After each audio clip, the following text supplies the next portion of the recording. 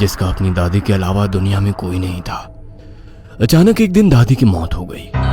विधि अब दुनिया में बिल्कुल अकेली रह गई थी। उसके बॉयफ्रेंड सनी के अलावा अब उसका इस दुनिया में कोई सहारा नहीं था। एक दिन विधि दादी की अलमारी खोलती है जिसमें उसे एक पुरानी बैंक की पासबुक और लॉकर की चाबी मिलती है। विधि बहुत हैरान हो जाती है।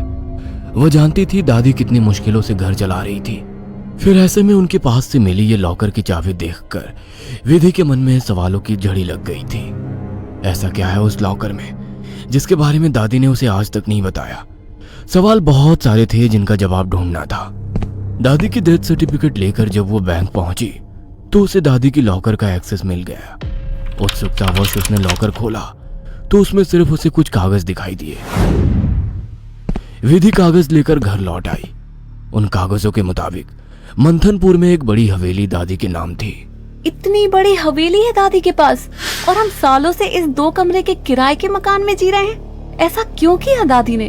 खैर जो भी बात हो, अब तो ये हवेली मेरी है। मैं कल ही मंथनपुर के लिए निकलती हूँ। अगले ही दिन वो मंथनपुर के लिए निकल गई थी। बड़ी अजीबोगरीब सी जगह थी ये। मेन रोड से हवेली की तरफ जाने वाली सड़क बिल्कुल सुनसान थी। गाड़ी तो क्या, पैदल चलता हुआ भी कोई इंसान नहीं दिख रहा था। सड़क पर गहरा सन्नाटा पसरा हुआ था। सड़क के दोनों तरफ घने ऊंचे पेड़ लगे थे। इतने पेड़ पौधे होने पर भी वहां किसी भी पक्षी का कलरव नहीं था, कोई जानवर नहीं। धीरे धीरे अंधेरा हो रहा था। सड़क किनारे लगे घने पेड़ अब जंगल की तरह दिखाई पड़ रहे थे। सड़क पर फैली खामोशी अब विधि को डरा रही थी। कुछ ही देर में वो पैदल चलते हुए हवेली तक पहुंच गई थी। हवेली काफी पुरानी दिखाई पड़ रही थी। ऐसा लगता था कि सालों से वहां किसी ने पैर ही नहीं रखा। हवेली के 500 मीटर के दायरे में गिने चुने ही मकान थे और जो थे वो भी खाली पड़े हुए थे। विधि के मन में कुछ अजीब सी उथल पुथल मची हुई थी। मेन गेट खोलकर वो हवेली के अंदर पहुंच गई। अंदर का नजारा देखकर वो दंग रह गई थी। पूरी हवेली जगमगा रही थी। अंदर महंगे फर्नीचर और सजावटी सामान देखकर विधि का मुंह खुला का खुला रह गया था। अरे वाह, ये हवेली तो बहुत वेल मेंटेन्ड है। लगता है यहाँ जरूर कोई रहता है। हेलो, कोई है? कोई है यहाँ? विधि पूरी हवेली में घूमकर वहां रहने वाले व्यक्ति को ढूंढ रही थी। ढूंढते ढूंढते वो हवेली के अंदर आकर देखने लगती है। तभी एक बूढ़ी औरत ना जाने कहां से विधि के सामने आ जाती है। बूढ़ी के चेहरे पर गहरी झुर्रियां थी और कमर झुकी हुई थी। काला लबादा पहने, आधा मुंह पल्लू में छिपाए वो औरत बेहद डरावनी लग रही थी। आउच! डरा दिया आपने। क्यों आई हो यहाँ? लौट जाओ। मैं कहीं नहीं जाने वाली, ये मेरी हवेली है। बाय द वे, आप कौन? यहाँ कोई नहीं रह सकता, शैतान रहता है यहाँ। लौट जाओ। शैतान? Very funny. अच्छा, तो हवेली हड़पने के लिए ये स्टोरी बनाई है आपने? विधि कुछ कहने वाली होती है, तभी वो देखती है कि बूढ़ी औरत हवेली की ओर देखकर कुछ सकपका गई है और अपना चेहरा ढकते हुए वो अचानक ही अंधेरे में कहीं गायब हो जाती है। बड़ी अजीब औरत थी, कुछ स्ट्रेंज ही जगह है। विधि हवेली के अंदर आ जाती है और अपना फोन निकालकर सनी को कॉल लगाती है। हेलो सनी, तुम विश्वास नहीं करोगे, ये हवेली तो हमारी सोच से भी ज्यादा खूबसूरत है। तुम बस जल्दी यहाँ आ जाओ। हाँ, मैं आज रात को ही निकलता हूँ। सुबह मिलते हैं, बाय। अगले दिन सुबह सनी भी हवेली पहुंच गया था। अरे यार, कहाँ फंसा दिया विधि ने। अंदर जाने तक का रास्ता नहीं है। हर तरफ झाड़ियाँ, पेड़ पौधे। ऊपर से मुझे कहा कि मेरी सोच से भी ज्यादा खूबसूरत है हवेली माय फुट। सनी बड़बड़ाता हुआ मेन गेट से अंदर जा रहा था। बाहर का कंपाउंड क्रॉस करने के बाद अब वो दरवाजे के सामने था। उसके नॉक करने से पहले ही दरवाजा खुद ब खुद खुल गया। सनी हैरान रह गया था। अंदर पहुंचकर उसने देखा हॉल में कोई भी नहीं है। विधि को पुकारते हुए वो अंदर बेडरूम की ओर बढ़ गया। बेडरूम के अंदर का नजारा देखकर सनी ने दांतों तले उंगलियां दबा ली। विधि अंदर बेड पर बैठी हुई थी। उसके लंबे बाल खुले हुए थे और उसके चेहरे को ढके हुए थे। बालों के बीच से उसकी लाल खून आंखें दिखाई पड़ रही थी। दोनों हाथ और पैरों की मदद से वो बेड पर ऐसे बैठी हुई थी मानो कोई जानवर हो। उसकी खूबसूरती गुलाबी त्वचा जगह जगह से कटी थी और सफेद पड़ गई थी। विधि को देखकर सनी जोर से चिल्लाया, विधि, ये क्या हो गया तुम्हें? सनी की बात सुनकर विधि ने डरावने अंदाज में गर्दन टेढ़ी की। अब उसके चेहरे पर से कुछ बाल हट गए थे। वह भयानक आवाज के साथ हंसने लगी। उसके मुंह से किसी जानवर की तरह लार गिर रही थी। अचानक ही वह पूरी ताकत से चिल्लाई। विधि के बाल हवा में उड़ रहे थे और चेहरा चीखते हुए और भी भयानक होता जा रहा था। काले दांत और सफेद पड़ चुकी आंखें आकार में बड़ी होती जा रही थी। सनी के अंदर और देख पाने की ताकत नहीं बची थी। अपनी पूरी ताकत लगाकर वो कमरे से बाहर की तरफ भागा। बाहर हवेली के दरवाजे तक पहुंचा ही था कि विधि की दर्द से भरी आवाज सुनाई पड़ी। सनी, मुझे छोड़कर मत जाओ, मुझे बचा लो। सनी, ये मुझे नहीं छोड़ेगा। बहुत दर्द हो रहा है, बहुत दर्द हो रहा है। विधि जोर जोर से रो रही थी और सनी को रोकने के लिए बोल रही थी। विधि की ऐसी दर्द भरी आवाज सुनकर सनी तड़प उठा और दौड़कर उसके कमरे की तरफ वापस आ गया। ये सब क्या हो गया विधि? ये सब क्या हो गया? मैं क्या करूं, बोलो।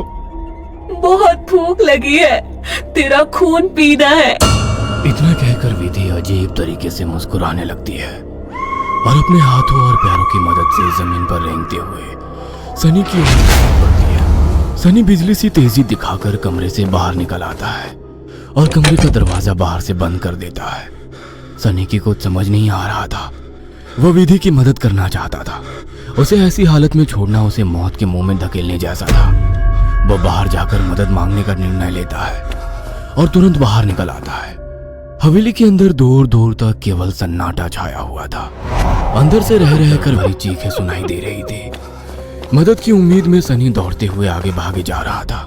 तभी उसकी नजर एक चर्च पर पड़ी। चर्च काफी जर्जर हालत में था। सनी इधर उधर देखता हुआ अंदर पहुंच गया। दोनों हाथ आपस में बांधकर वो फूट फूट कर रो रहा था। Please God help me, please. कहाँ जाऊं मैं? किससे मदद मांगू? प्लीज। कोई प्रॉब्लम है क्या? मुझे बता सकते हो? फादर की बात सुनकर सनी सारी बातें फादर को बता देता है। परेशान मत हो डियर, मैं तुम्हें हॉली वाटर दे रहा हूँ। जाकर अपनी गर्लफ्रेंड के ऊपर छिड़क देना।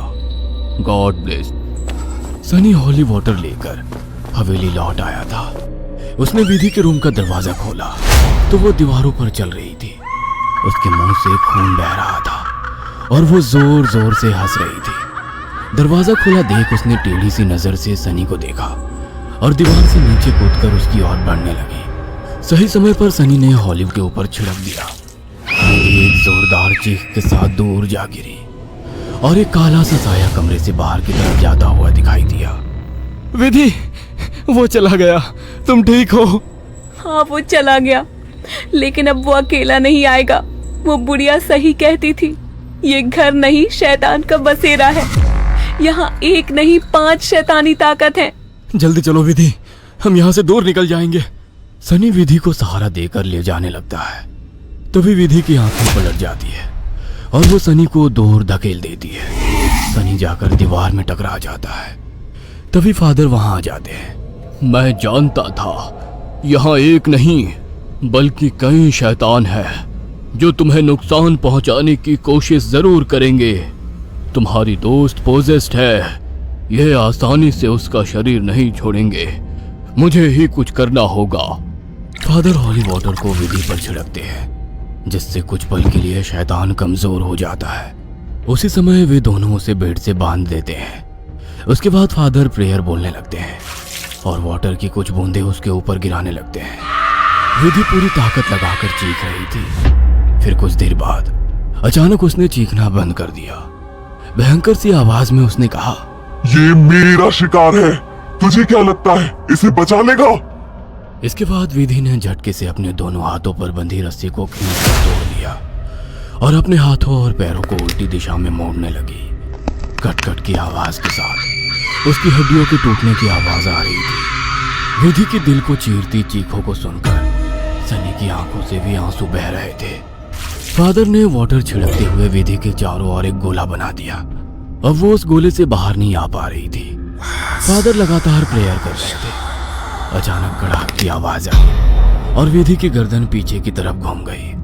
विधि का शरीर निढाल होकर जमीन पर गिर गया। सनी पागलों की तरह विधि विधि चिल्ला रहा था। फादर के लिए इस समय सनी की जान बचाना जरूरी था, इसलिए वे उसे घसीटते हुए हवेली से बाहर ले आए और दरवाजे पर वाटर छिड़क कर वहां से बाहर आ गए। सनी अभी भी जमीन पर सिर टिकाकर फूट फूट कर रो रहा था और फादर की आंखों में भी को ना बचा पाने की तकलीफ साफ दिखाई दे रही थी। अगर आपको हमारी ये कहानी पसंद आई हो तो इसे लाइक और शेयर करना ना भूलें। साथ ही ऐसी और नई कहानियों के अपडेट्स पाने के लिए हमारे चैनल अक्षु टीवी को जरूर सब्सक्राइब करें।